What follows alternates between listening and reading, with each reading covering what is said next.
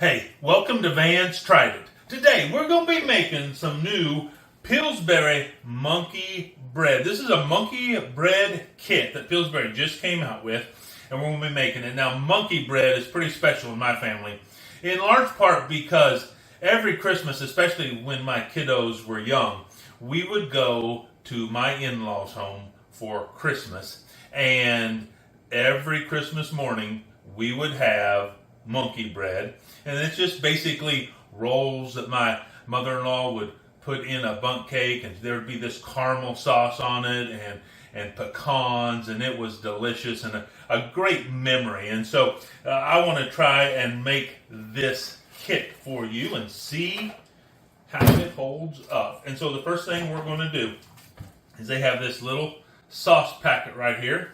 We're going to tear it open, and I have this it's actually I think 8.5-inch pan here, and we're going to put this caramel sauce in here. We're going to try to get all the goodness out of here, squeeze down into this dish.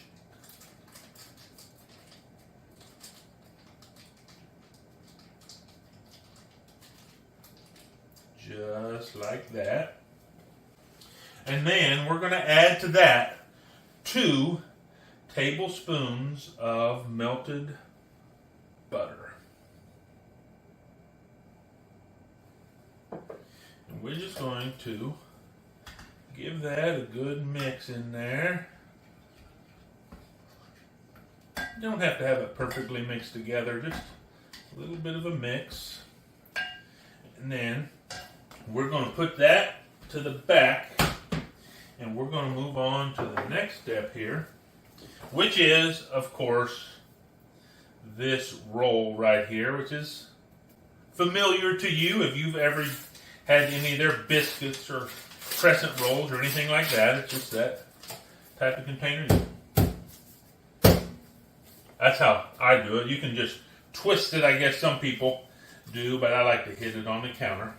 Maybe take a little of my frustration out while I am cooking here. And as you can see, this is just kind of segmented out, and we're going to just take those and toss them into this sauce over here that we have already started to prepare.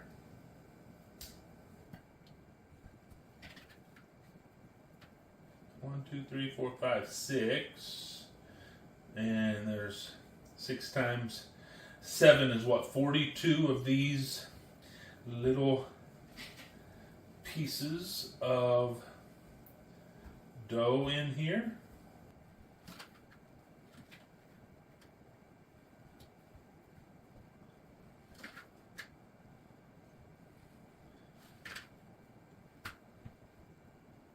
So this is nice and simple, and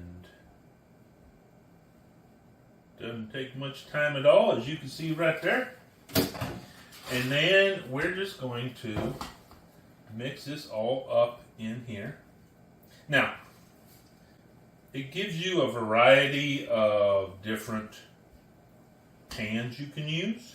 It does say do not use a pie tin, because it's just not deep enough. But you can use like this round casserole dish, 8 inches, 9 inches, somewhere around there. You can use square, there's nothing wrong with that. You can use a fluted pan, with the kind of like a bundt cake pan. And we're just wanting to kind of get this mixed up to where all of the sauce is like in between and covering all of this as well as we can.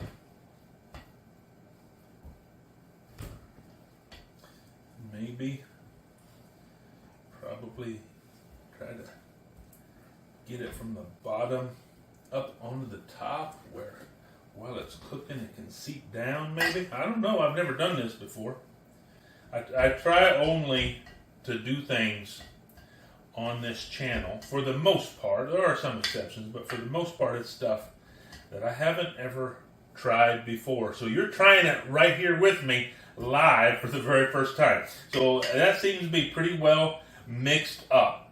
I have heated the oven to 375 degrees, and I'm just going to pop these in the oven. It should take about 22 minutes to get this all cooked up. So I will see you in 22 minutes and we'll see how this is.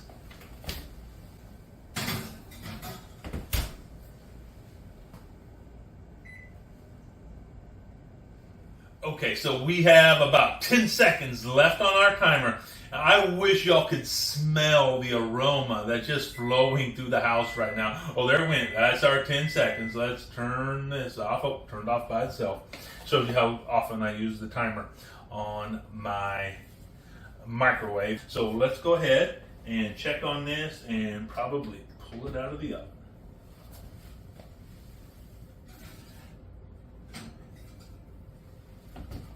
Oh yeah, I would say that definitely looks done. Hopefully y'all can see that. Got a little brown on top. Oh, that looks delicious. But what we really want to know is not just how does it look, but come on now, how does it taste? So let's see if we can dig one of these little pieces out here. Tell you that it is hot.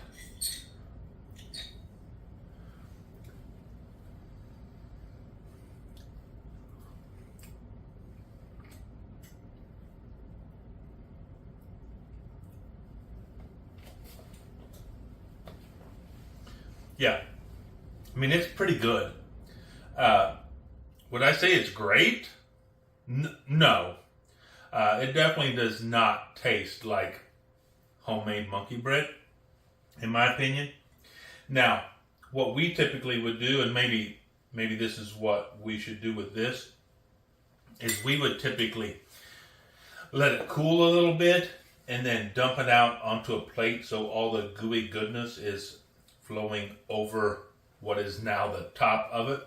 So I might try that and give you another look at what happens if we do that. But it's not bad. For sure.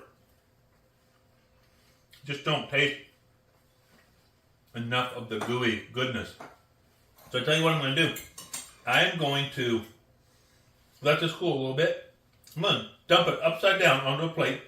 So hopefully some of that gooey goodness will be on the top. And then we will see our taste test number 2. I'll get back to you in a few minutes. Okay, so it's cooled off a little bit, not a whole lot, but a little bit, and I turned it upside down. So now let's try a piece with some of that really good caramel sauce on it. Because the caramel sauce in and of itself is really tasty. But let's see what it tastes like now.